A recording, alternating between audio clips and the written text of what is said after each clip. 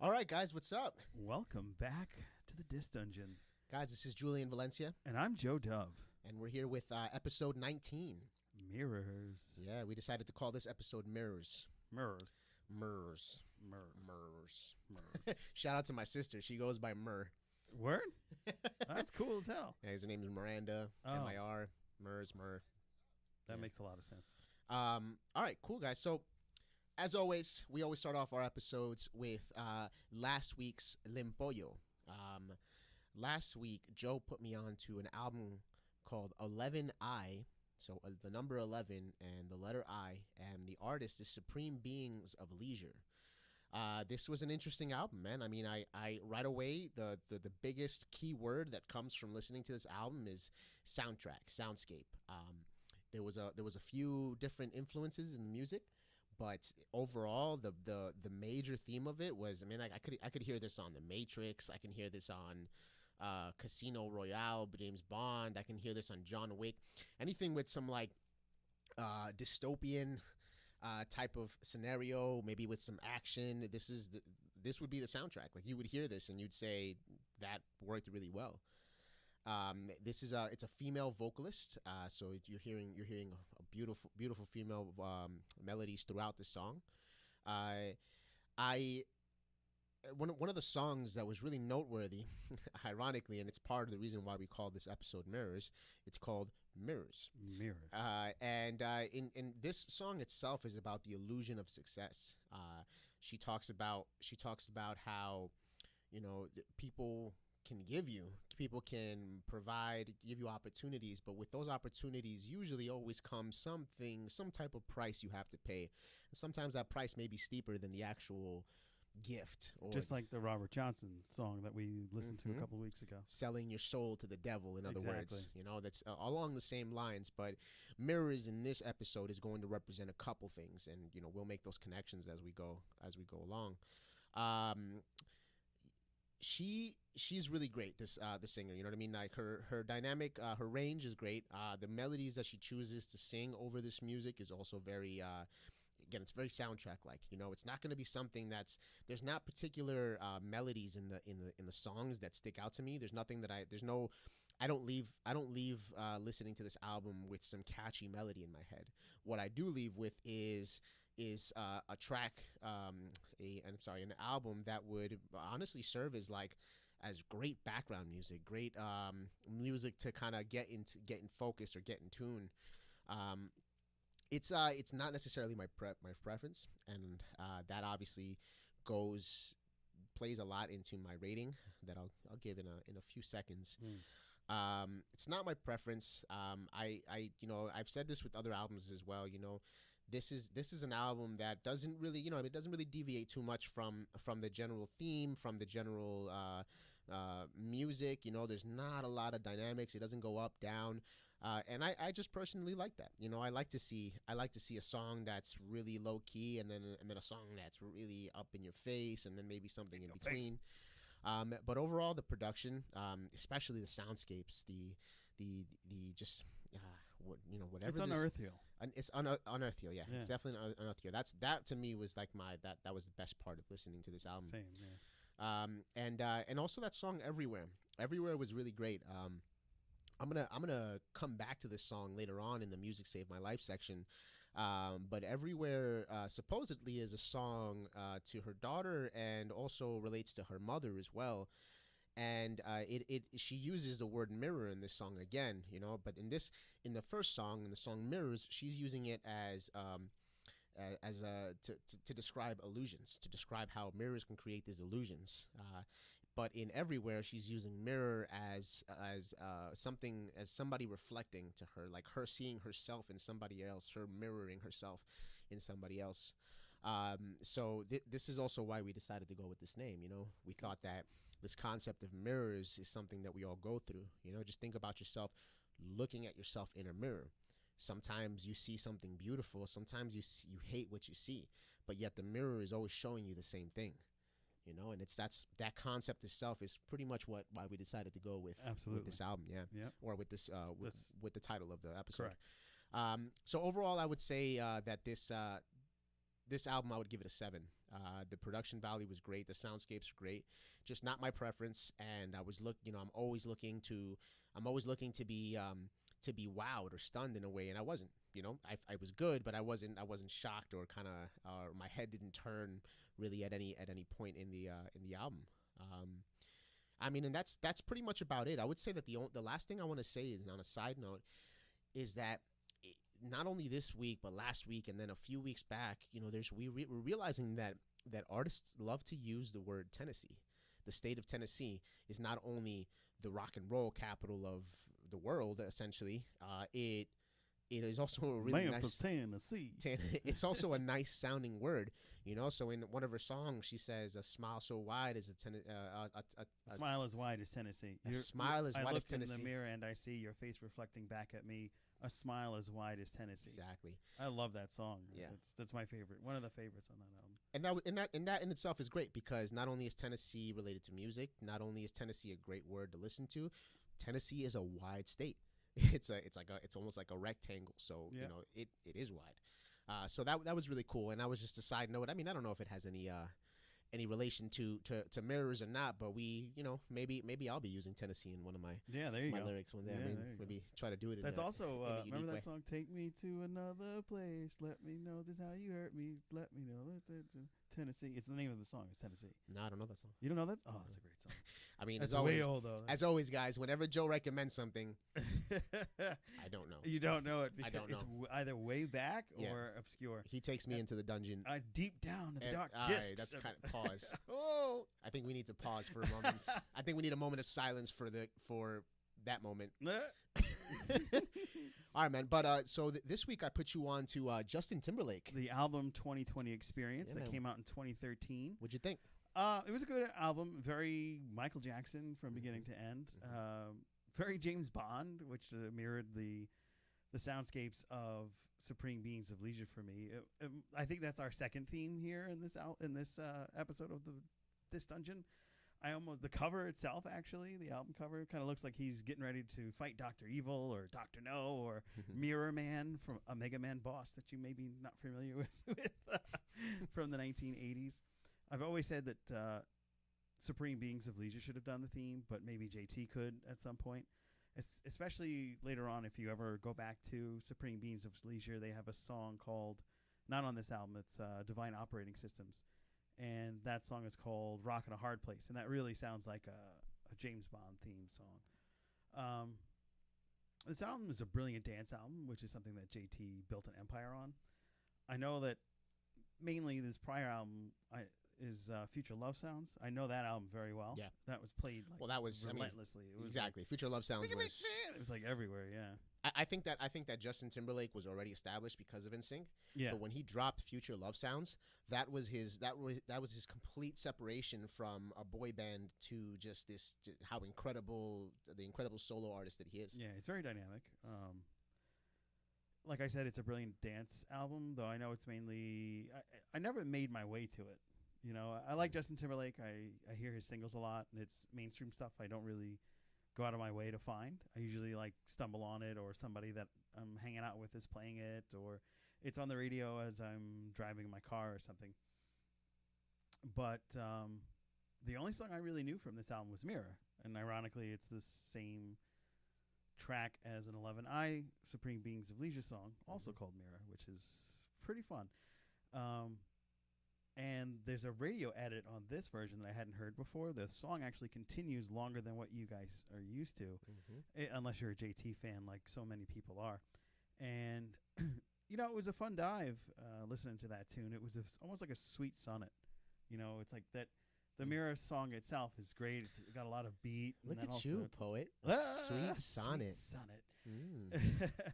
And I just feel like it's almost like probably a love song to Jessica Biel, or his wife, Definitely, I think that it's a throw to her. And, I get it. If that was my wife, I'd be writing sonnets about her, too, I mean, so you're trying to tell me that you don't write sonnets to your wife right now? I can't. You can't write sonnets? I can't wite sonnets. Yes, you can. Man. Yeah, I guess I could. You could. I'll try it out. When I get those divorce papers, you'll know why. Oh, man. What did you do? Julian, can I sleep on the floor of your studio? I got kicked out. Oh, man, kind of sad. That's funny. So being put onto this album, like I said, is a fun dive into the soundscapes. It really reminded me of 11i because it seemed really large and grandiose, just like the 11i. I love 11i because one of the things that I enjoy more than anything else is that intertwining where the end of one song is the beginning of the next song. Mm. You know, Dive Deep did that, as we've discussed. Faithless did that a lot, especially in No Roots. And here we are again with another album that I find that does that. Pink Floyd's done that a lot, especially in Dark Side of the Moon, where the last couple seconds of the first song is the beginning of the next song. I love that mix. That's something that you don't really get. This album came out in 2008 by Supreme Beings of Leisure. And that's something that I think people should put back into their music. So when you're mixing your next album, make sure you blend the two tracks for me, okay? Yeah, I think in general we both agree that we love that. Yeah, you know, and I think that and that's also just another connection between the two albums that we recommended to each other. Mm-hmm. Justin's 2020 Experience does that as well. Yep. But not only that, him and Timbaland, when they got together to produce this album, you know, Timbaland right away was like, hey, you know, why can't we make 8-minute songs? Why can't we make 10-minute songs? Just because the trend is going that way. You know, the greats like Queen, you know what I mean? Pink Floyd, Led Zeppelin, all these bands have long songs and they're successful. So I love that approach. So when you go to this album, almost every song is about 7 to 8 minutes long, and you're getting two versions of the song every single time. Yeah, it's a nice flip, which I really appreciate. Yeah, exactly. I really appreciate that too. Suit and Tie was a fun song, and it had my What's Up Man acquaintance, Jay-Z. If you're familiar with the early episodes, you know that I used to work in the same building as Rock Nation, and though I don't know Jay-Z at all, I did have the luxury of running into him in the elevators or saying, "Sup, man?" as we walked in the hallway. So he probably will never recognize me, or maybe he'll go, "Oh, sup, man?" Because, you know, I never really, like, ran up on. A lot of people would run up on Jay, and I've seen them. They're getting, like, shot down, like, run up, Jay, oh, my God. And then Jay kind of shutting them down, like, okay, no hugs, social distancing. He's social distance champion, man. He's social. But that was a really fun song. And, you know, it was very bubbly. It had, like, almost... They use a lot of synthesizer in this album, and it's very heavy, but it almost had like MIDI effects where it's something like I'm almost expecting Mega Man to pop up and start running across the screen or something. Mega Man. Which I didn't expect from Justin Timberlake. I just expected like dance pop music, and that was the end of it. So. Yeah, he did say prior to releasing this album back in 2013 that this was going to be different. Yeah, it definitely was. Yeah. And, I'm still good. So, then I got to Strawberry Bubblegum. It reminds me of the Michael Jackson song Liberian Girl. If you're familiar with that Michael Jackson song and you listen to this one, you probably hear the connections. This is an album deeply connected to the 70s and is often compared to Michael Jackson's Off the Wall. Some interviews JT mentioned about the album were the fact that, you know, their connections with that genre, maybe even our friend Isaac Hayes with Hot Butter Soul, because he had those long tracks on his album that was from the 70s. So there's probably a connection there too. This album is all neo soul, R&B, hip hop. Yeah. I'm probably gonna listen to it one more time so I can see if I can hear that riff from that girl. No. The riff from Isaac Hayes, because it's in like even Beyonce sampled it. Yes. So I'm wondering if it's in there, and I just didn't catch it. That'd be hilarious if it was. Yeah, right. So he interjects himself with the giants of music, and these are all like Hall of Famers that we mentioned in the Rock and Roll Hall of Fame or other Hall of Fames. And I like the reflection that he sees in his music from greatness, whether it be an allusion to himself or not, because, you know, he's a mega hit artist or current genre. Probably one of the biggest to date. 11i, which came out in 2008, which was the death of the sales of CDs and the onset of digital download,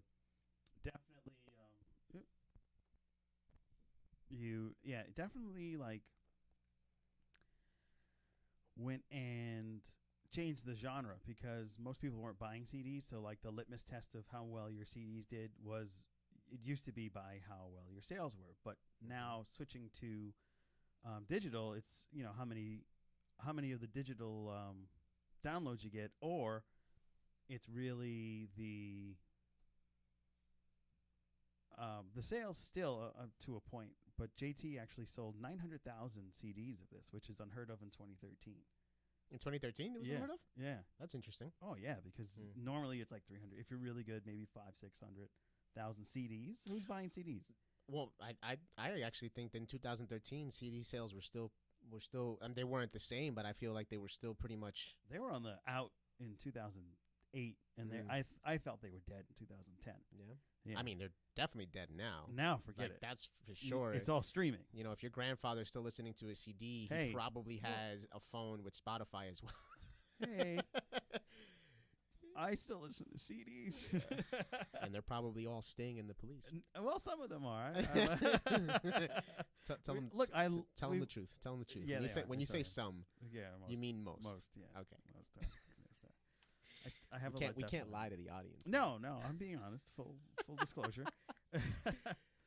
Tunnel Vision for me is my favorite song on the album. Even though I did like Mirrors and That Girl, those are great songs. But Tunnel Vision has a lot of different beats and a lot of lyric heavy, metaphoric, amazing beats from Timberland. So I really like that. And the synth violins were a nice mirror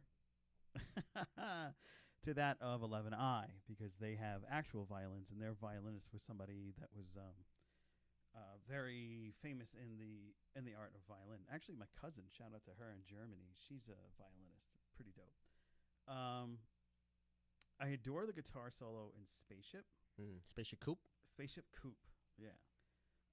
The guitar solo, though, wasn't as meaty as I would like it to be. It didn't go on as long as I thought it was going to.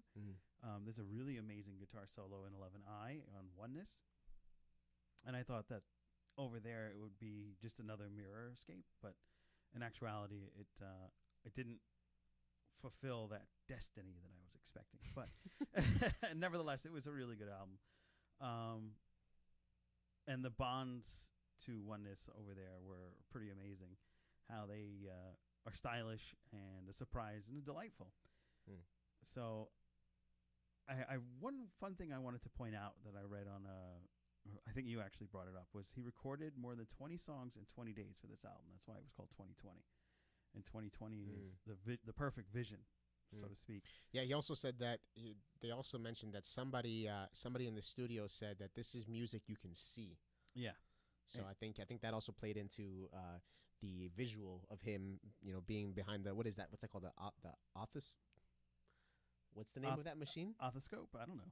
That sounds good. That sounds right. Yeah, I'll guys, school us, please. Yeah. Whatever that machine. We obviously don't know. Yeah. But we're not optometrists. But the cover of the image is him in a suit standing behind the eye machine. That's is going to tell you how if you have 20/20 vision or what type of vision you have. And so back to the Bond theme. All the James Bond intros start off with that scope. Yeah. That same Yep.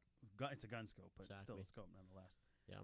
So that was a really cool album. I really enjoyed it. Not what I would listen to at all. I usually go for, if you know me by now. You can tell I go for like the more trip hop, electronica, EDM almost, or extreme heavy rock or classic rock. Extreme heavy. Don't worry, I got some extreme heavy rock for you. Oh yeah, me too. For next week. Oh yeah? Yeah, you're gonna get put onto something. I guess the next episode is gonna be called Extreme Hard Rock. It's gonna be hardcore. I almost lost my headphones. That girl's horn synth pop though, like we were talking about That Girl and the Justin Timberlake. That's I'm in love with that girl. And what you guys missed, and wish we could like get away with streaming music in the beginning of the episode when we listened to the music together, because you singing along to That Girl, like to the song That Girl, was a lot of fun. I had to pause, wait. We may have to be very, very specific about that. Yeah. That was really fun, and you guys missed out. And you guys missed out to me singing a lot of the Supreme Beings of Leisure songs. They did. I'm not a singer. I probably shouldn't have done it. That's probably why he had that long pause. And then the album's vigor takes a dive deep down the depths into the ocean blue floor with the song Ocean Blue Floor. It threw me off. It was a sweet song, unexpected, but sweet, because everything was, and The Arrested Development did the song Oh, that's what Arrested Development was. The theme they did the song Tennessee. Tell the audience what you're talking about because they have no idea. Yeah. So earlier on we were talking about everybody's singing about Tennessee. Tennessee is mentioned. It's the Rock and Roll Hall of Fame spot. And I told Julian, hey, Jerry Serrano-Lightwood sang Tennessee in her song Mira, and Justin Timberlake says, hey, I want to introduce you to the Tennessee Kids. Yeah. And his song and this album. So it was interesting that both artists had Tennessee. And I was like, yeah, Tennessee's brought up a lot, especially with the song Tennessee. And I started singing, take me to another. And you were like, huh?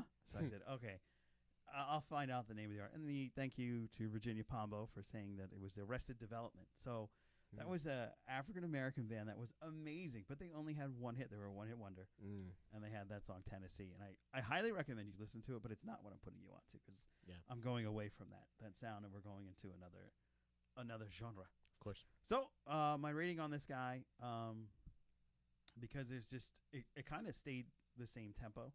It was upbeat the whole album. And I enjoyed that. The mixing was amazing because I loved hearing those little sounds. And much like 11i, it gave you some unearthly tunes that went along with the music.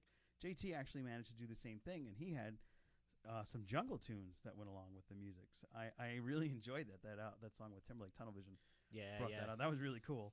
So, overall, I'm going to give this a 7 as well, mainly because I kind of avoided JT like the plague because I got so sick of that song from his first album. Which one was that? I'm bringing sexy back, and I was just all right, I'm over this guy. Man, no, JT is great, man. I think you should give him more of a chance, man.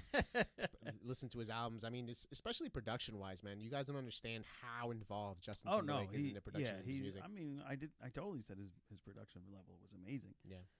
I definitely didn't discount that. It was just, I avoided him so much. It was like, oh boy, Justin Timberlake. But then you put when I listened to it, it was like, oh, this isn't bad. Yeah. It's just like, I avoided JT so hard. This is why this podcast is amazing because we're obviously talking about our personal preferences. We'll listen to mainstream Billboard platinum albums, but that doesn't necessarily mean we're gonna like them. Right. Yeah. Right. And and it's not like I didn't like it. It's just not what I'm going to go out and listen to because it's bro. It's okay. Everywhere. It was like, Justin Timberlake. Okay. Just like Billie Eilish is everywhere now. Yeah. So how do you feel about Billie? Not a fan. Okay. I like Ocean Eyes. Yeah. But that's it. Okay. Cool.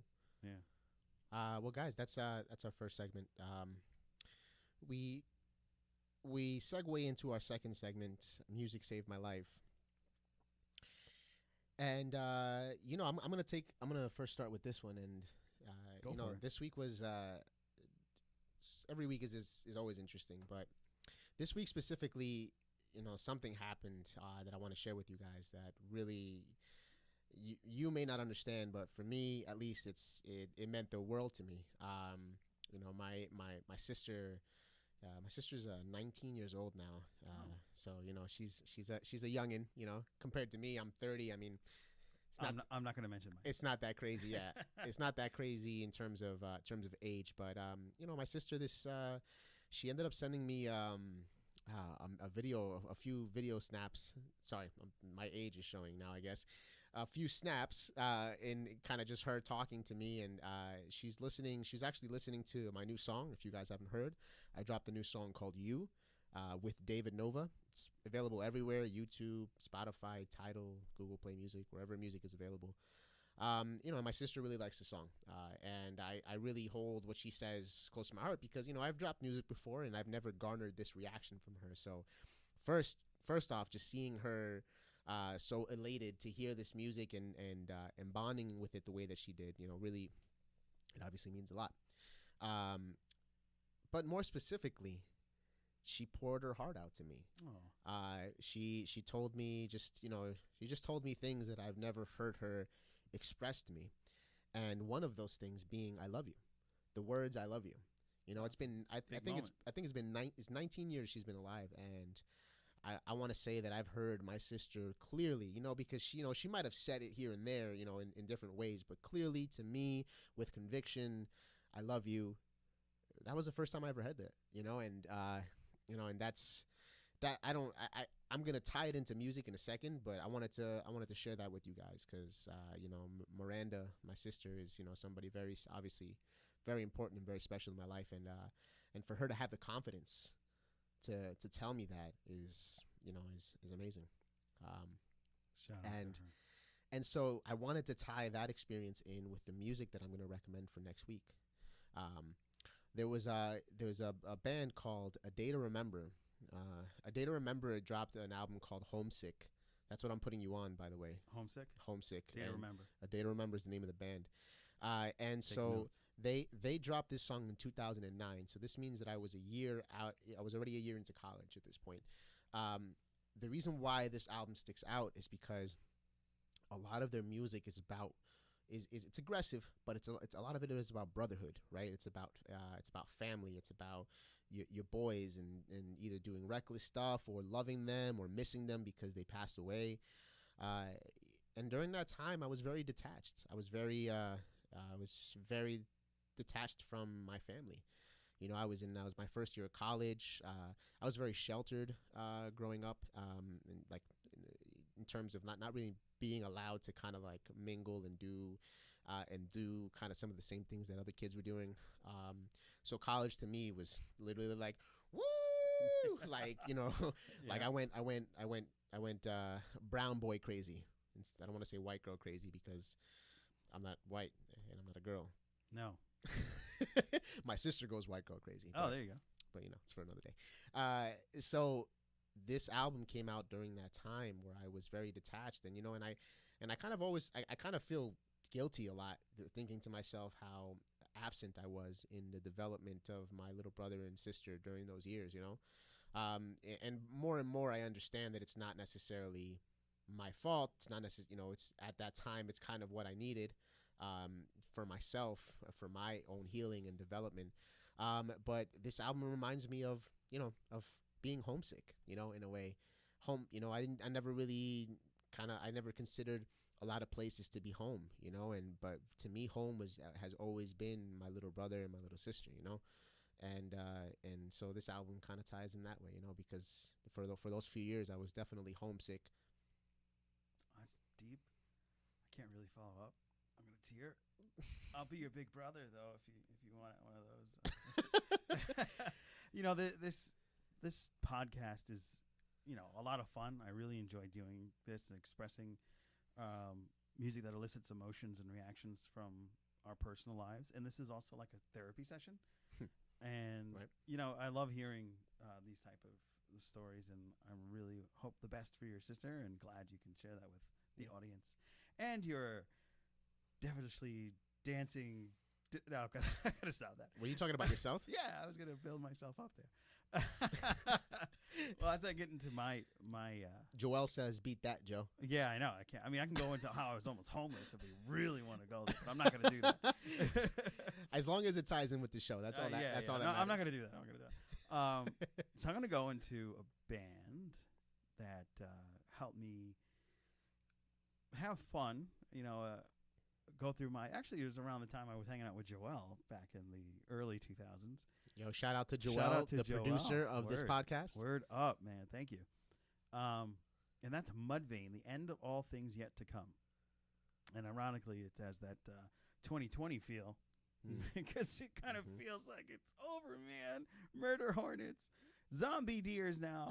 Zombie deers. You didn't hear about that? No, I did oh not my hear about that. God, there's a virus that's hurting the deer, and it's literally causing their eyes to gloss white, and for their brains to slowly disconnect from the parabellum, cerebellum or whatever. Parabellum? Not parabellum. Cerebellum? Cerebellum, yeah. So like the bottom of their brain is like slowly deteriorating because of this disease, and it makes them almost like zombies, and they'll eat birds, and they'll start attacking other deer, and it's coming quite wild. So, not having to do with that, but I started to ride a bike again. Wow. Yeah. The bike is a bit big for me, and balancing from a set on and dismount is the biggest issue. I've already taken quite the tumble. And What do you mean? so I'm learning how to ride this bike, and I'm getting ready to slow down. And here I go. I said, all right, you know what? I haven't gotten used to the whole brake mechanism yet. So I'm like, I'll put my foot out as I did as a child, and I will just slowly hit the curb with my foot, and I will stop, and I will. Oh, I'm still going. Ah! And I fell. I busted my big ass, and I'm sure my neighbors got quite the chuckle of seeing me tumble on over. I tumble for you. I don't know if you know that song from the. Anyway, yeah, I took a huge L. I got up and I, limped my way back into my apartment and brought the bike back in. But truth be told, with all these realizations about my general standing, I have to make changes. The mirror isn't talking to me as of an illusion, but so much as an alteration of a visual experience that needs to be and is Joe Dove. So, I'm looking to alter that. So I get the pedal to the black top, and I dug deep down to dark discs to find Mudvayne again, because this was on. I have one of those ultra 3 terabyte hard drives, and my music collection is on there because I have like something like 10,000 songs or something. He's flexing. I'm flexing. That's the wrong side. Yeah. So I pulled up Mudvayne again because I said, you know what? I'm going to pedal harder with that because, Mudvayne is a serious, hard, heavy guitar, drums, screaming lyricist, powerful voice, but most of it's bellowing. It's not really, clear lyrics, but he does have a soft side, and it comes out in other songs. Highly recommend you listen to that album. It's very heavy, so some of your neighbors here might think you're worshiping the devil. Hey man, I mean, A Day to Remember is actually, they're a heavy band, but they incorporate melodic singing elements in there too. So it switches. So it continually, every song switches between a screaming breakdown to a melodic, like just singing sung melody. So this is gonna also parallel. Okay, we're gonna next week's gonna be super interesting, folks. Make sure you subscribe. Make sure you ring that bell. And make sure you listen to the podcast because Joel has got some beats that just popped out for the first 2 intros of our segments. Hot out the oven. Woo, yeah, so fresh. Hot. Fresh out the oven. And next episode is 20. That's a milestone for us. Yeah. That's a milestone right there. 20 episodes. We've been doing this for a few months now, and wow. So we have one comment that says A Day to Remember sucks. Oh, wow. I mean, that's the beauty of this, right? Some people are just not gonna like it, man. The album that I put you on specifically, man. I just believe that album is sick. Okay. But and he's recommending Hatebreed. Hatebreed. So we might have to put that in one of our episodes. Right now? We're dual-living, yeah. So you guys see me? Hello? They see you. So guys, we're live on YouTube, and right over here we're live on IG. So if you wanted DiskDungeon IG or yes, dope. Oh, no, sorry, you're right. It's not the DiskDungeon IG. Okay. That's fine. It's my IG, Julian Valencia. That's fine. But regardless, check us out.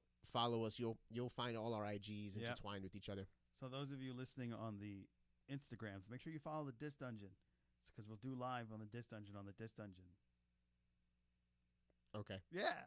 Well, that's the end of that section. Yeah. As always, guys, our Behind the Beat section is a section related to just underground music that the production company that I'm part of makes. So just as a reminder, I'm part of a company called Audios. I'm going to play some music in the background. Go for it. The name of our company is called Audios. We do music production, artist development. If you need a beat, if you need your vocals recorded, if you need a mix and master, if you need help releasing a song, if you need some design cover art, we're pretty much a one-stop shop. So check us out. Our IG is at madebyaudios. So that's audio with an S. And this company is me, Julian. Joel, which is the producer of this podcast as well, and we have Henry Martinez as well, amazing Beard musician. master. Yeah, so Beard Master, you said? Yeah, your sexy mustache man. He is the Beard Master. And then what is Joel? My brother from another mother. He's okay. I've known him for like 20 years. That's what you get, Joel. Yeah, guys, and so this week, as always, it's very eventful. First thing, as you can notice behind us over here, there's a different scenery than there was last week or even any episode that you've seen. We're still continually tweaking the space that we're in. We've been in here for a month now. So that was a few days of work, getting new furniture, getting rid of old furniture, moving things around, making sure we're optimizing the space in this room. ultimately trying to make a great experience, because when you come in here, you're gonna get a great product, but we want to make it feel just comfortable, inspiring. We want any we want you to rethink what it means to come to a studio. And when you come here and get that experience, you'll understand what we mean. And if you're watching on our YouTubes, you will see that our clarity in picture quality is improved. And that is because lighting situations have greatly improved in our new space. Yeah, lighting is important, guys. And that's not what this podcast is about, Nope. but we're glad that you can see us better. Yep. So you can see all the intricate details in our You faces. can see this and the hole in my head. And the hole in his head. Yep. So this week, aside from the studio things, we're still working on Elder's album. If you didn't tune into the other episodes, we have an artist that comes in. His name is Ron L. Fuller. He goes by The Elder. And Elder is dropping a R&B, gospel, dance, disco type of album. And we've had a great experience with him so far. He's come a couple times to record vocals, for us to add production to work he has already done. And I think specifically what I wanted to talk about in reference to Elder, because the music itself is pretty much the same that I've mentioned back in the other episodes, but I just want to talk about producer etiquette. What is the role of a producer? Yes, what is the role of a producer? Right, so traditionally, right, a producer is the guy who's gonna, who you're gonna go to who's gonna make your music sound amazing, right? He's gonna help you. He's gonna help the direction of it. He's going to, depending on what type of artist you are, if you're really hands on or if you need some more guidance, that producer is gonna be whatever you need. He's very much a chameleon, and he obviously knows what sounds good and how to make things sound good. But outside of that, though, to me, being a producer is it requires many hats. You have to be a therapist, psychologist in a way, right? Because you gotta kind of know what the artist wants, Right. Even sometimes with the artist being able to explain what he wants. I want to And you're like, got you. Yeah, so you mean this, and yeah, that's it. That's it. Yeah. right? But also, and this was, and I've made this mistake before, by the way. So I'm saying this out of experience because I've lost years and years and years worth of music. Oop. And it's Joel who you got it from somebody else, but it's Joel who told me, and he's like, probably the most important job that a producer has outside of the music, outside of like the actual quality and the sound of the music, is the music itself, like making sure that it's safe and you have backups and you have like protection of and it. you have all the updates and you have everything you need, and that if that artist ever wants to come back to you, you have this music. And so the reason why I bring this up is because I'm Elder has shared his experience with me about the other producer or artists that the other producer that he's working with, and the hoops that he has to go to get his updates, to get his music done, to get the files for his music. And I think to myself how I think I'm gonna send this guy a bottle of wine. Oh. The other producer, and this is a very petty comment, but it's okay.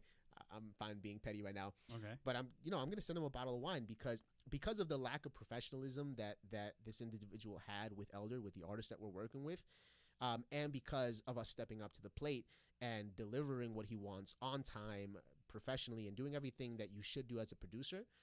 We've won a client over it. We're nice. At the end of the day, he's gonna come back to us. He's going to work with us because we've shown him what that experience should be like. So yes, you will be receiving a bottle of wine and a thank you card for the business. Dope. Got you. And do you know what, Joel picks up cows. Joel picks up cows? Correct. He'll understand that. Joel, do you pick up cows? Yeah, he does. Okay. He knows. Let's see what else, guys. As always, every week we're always making music. We're always producing. Actually, I want to shout out another artist that we work with. His name is Lou Lamas. Yes, Lou Lama, like the llama. Lou Lama is he's a rapper. But he has this very conscious. He's got conscious lyrics, and he has a very. It's almost like he's talking, but he's rapping, it's on flow, like it flows, but yet it's not you know what I mean? It's just it's really cool. It literally sounds like he's just talking in a very low tone like this, but every time the beat is going, he's on beat and he's hitting the pocket every time, and the words that he's saying, it's kind of like that. Wow. And but in the music that he chooses is amazing. So he's come in a couple times, and we've recorded a couple songs with him. He brought his beats in. We helped him. Coach his vocals, and regardless, the guy is on his game. So it only takes him a couple takes. But yeah, just wanted to shout out Lou Lamas, man. Lou Lamas doing his thing. He's from New York. He's in Chicago as well. Wow. And he's pursuing music full time. Oh man, congrats to him, man. Yeah. So will he bless us with a track? He's going to. Don't lose the. Yeah, he's going to bless us with the track very soon. Sweet. But that is something that I don't have permission to show yet. Okay. So what I will show you guys, because some of the comments that we've been getting back is that you guys want to hear more of this music live. So in that case, I have one beat for you today, guys. Let me pull it up. It's not in Logic, right? It is in Logic. But it's not. Yeah, I'm Okay. thinking about that already. All right, Yeah, guys. If you guys don't know, last week I made 2 weeks ago. 2 weeks ago I made a big. Time flies. I made a big boo Tempest boo. fugitive. It was a pretty big boo boo. I was gonna play a song on the podcast, and I ended up terminating the podcast about what was it, like 20 minutes in. Yeah, that was like a marathon podcast because we had listened to both albums back to back that we were put onto. Yeah, that was something else. Yeah, that sucked. That sucked, but all in all, that's life, and it happens. Yep. Hey, you learn. So guys, the reality of this situation is that I don't really have it ready for you guys. So Fake out. what I will do is I will put a link to a clip of the song so that you guys can hear it. The song is called Rose Gold, and as always, we have the very talented Drade. Her name is Nicole Andrade, and she comes in, and whenever she's here, we write some pretty great music. Mm-hmm. So I know what I'm going to show. Okay. I am going to show a little bit of Drade's music, because she has got some bangers. By the way, she's working with Audios, and we're working on an EP together that will be released very soon. But Drade has proven to be the homie since day one. Yeah. Has always, she's cool as hell. I mean, and it's even though I only met her like twice. Yeah, exactly. And she's just always so involved in what we do, and so we appreciate it. She's like the fourth Beatle. She's who's the Joel? I'll get that too. Ringo? No. The fourth Beatle was like the mysterious other person that just helped the band go through further. Oh, okay. Yeah. Well, who is this? We don't know. Yeah. Shout out to the Miss Talented. Yeah, exactly. Word. All right, guys. So, like I said, I'm gonna put some links in this video so you guys can hear some of these tunes we're talking about. There'll be short clips, and that's it. I mean, that's pretty much it, man. This week was eventful, and there's another artist that came in. His name is Aston. Aston came in and recorded 6 songs in 2 days. Talk about marathon. He had all the beats ready, man. This guy came in, just knocked it out one after another, man. He's another rapper, and he's got a dope flow. He's got a good choice in the type of music he wants. So, that's another artist that you guys should be looking out for. Get ready. And we'll also put their Instagrams under the YouTube video as well. So if you want to access them or kind of look these artists up yourself, feel free to. That's what we're here for. That's right, guys. So as always, our last section is.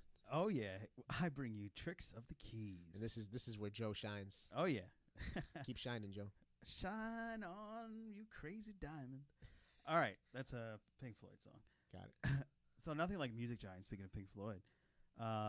They've gone to the path of drugs, sex, and rock and roll. And no one has done it better than the Rolling Stones. And in this episode of Tricks of the Keys, I bring you Moonlight Mile. Double meaning, trick of the key here is I'm just about a moonlight mile down the road. And that means he's a traveler, that he's missing his loved one from home, and both he and the lover can see the full moon on the same night. And even though they are away from each other, they are just a moonlight mile away from each other. Mm. But it is also dun, dun, dun, Mm-hmm. Moonlight Mile is a drug slang for the snorting of cocaine at night. And who better to do drugs than the Rolling Stones snorting that cocaine? Rolling Stones. Yes. And that's who they're actually missing as their lover, the cocaine. Not Got it. really a woman. So it's a love song. It sounds beautiful, and at the end of the day, it's an ode to It's some Coke. snorting some coke. to It's Coke. time for the coke. Time for the Coke. I mean, in Nose true candy. Rolling Stones fashion. Yeah, exactly. Yeah. That's why I thought that was a good one. Yeah, guys. I mean, it's just this episode itself. You know, we talked a lot about it before we went live, and it you know, this concept of mirror. You know, when you look at yourself in a mirror, you know, you see a clear picture of yourself. But the reality of the situation is, you know, and I can even attest to this, is that, you know, that all depends on how you feel. You know, if you feel like you're worthless and disgusting and just not worthy, you're going to see something ugly in the mirror, Mm-hmm. you know? And if not, if you're feeling great about yourself, if you're feeling confident, if you're striving for something better and you're working towards it, you're going to look in the mirror and you're going to see something beautiful. So all of that changes based on our perception. And even sometimes that concept of mirror, this concept of illusions, this concept of things not being the way that they seem, and, you know, kind of being in like a funhouse mirror situation where, again, you know, you think there's something in front of you, but nope, that's a mirror. And, you know, and that concept itself just plays to life so beautifully. And I think today we touched on mirrors in terms of romance, mirrors when it comes to your family, Yeah. when it comes to yourself and how you perceive yourself. So, you know, we if you have any interesting experiences or anything that ties to that concept, let us know. Comment below. We'll read it. We'll share it. Yeah, let us know if you have other musics that mention mirrors Cool. and their wondrous ways. And that brings us to the end of the episode. Yeah. We need like a boom boom ba-dum. I mean, we were live for 45 minutes, but that seemed like Oh, really? 2 minutes. Oh, wow. That was therapeutic as always. Guys, as always, I'm Julian Valencia. And I'm Joe Dove. Thank you very much ToBeSeen.com. for being here with us today, guys. We will catch you next week for episode 20. Get ready. There we go. That was a lot.